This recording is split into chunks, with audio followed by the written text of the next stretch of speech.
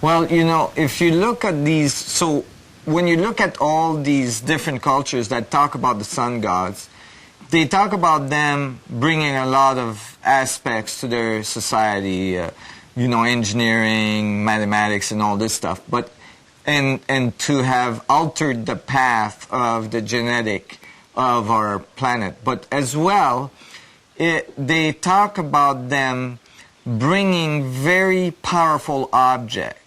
One specific object that's kind of described in many different cultures in different ways.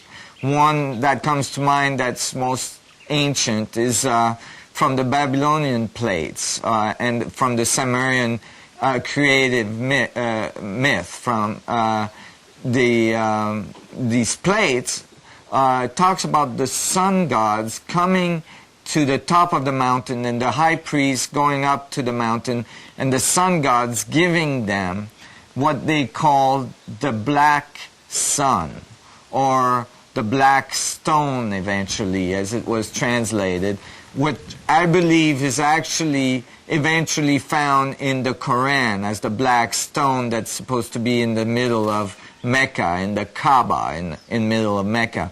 And this object, which actually, if you research all these different cultures again, may explain why they were called the sun gods, because these objects seem to radiate like a sun, but have qualities that were very powerful.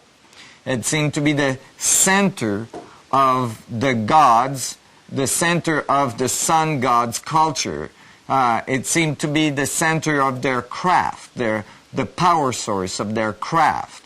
And it's given to man to bring us to new levels of understanding and technology to help us along our path. And in all these cultures, it seems that a whole civilization is developed out of it.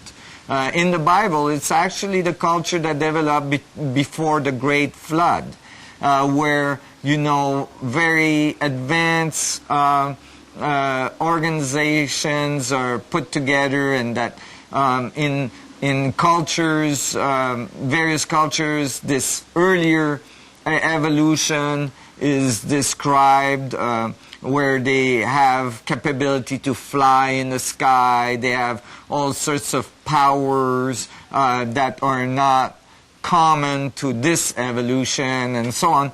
And in the books of Plato, it's described as the world of Atlantis, where they have all these really powerful technological capability that are all centered around this object that is described in various ways as some kind of crystalline structure that produces high levels of radiation that you have to shield yourself from, that you have to handle it very, very carefully, but that can help you lift very large objects, that can make you split water, stop the course of water in a river, open a lake in half, open a sea, and it becomes something that you can actually, this object, or the legend about this object, is something you can start to follow through history. And most likely there was many of them on the earth at the time in this previous evolution, which again in all of these cultures is said to have ended with a great flood, a great catastrophe.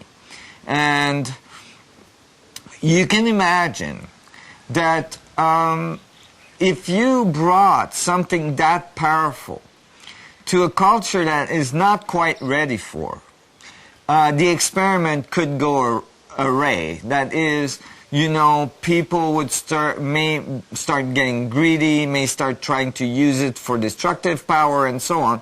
And this is kind of what you get, the sense you get from studying all these cultures, that previous evolution had been given this power from the sun gods and developed very, very quickly to very advanced, but had,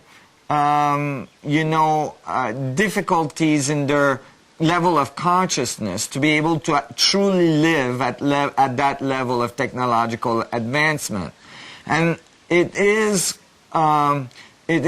appropriate, and I think it is conclusive when you read all those texts, that the sun gods may have thought, we need to remove this object from this planet. We need to take it back and let them evolve, learn about technology, learn about physics, learn about wars and what destruction does, and without this power, so that they would get the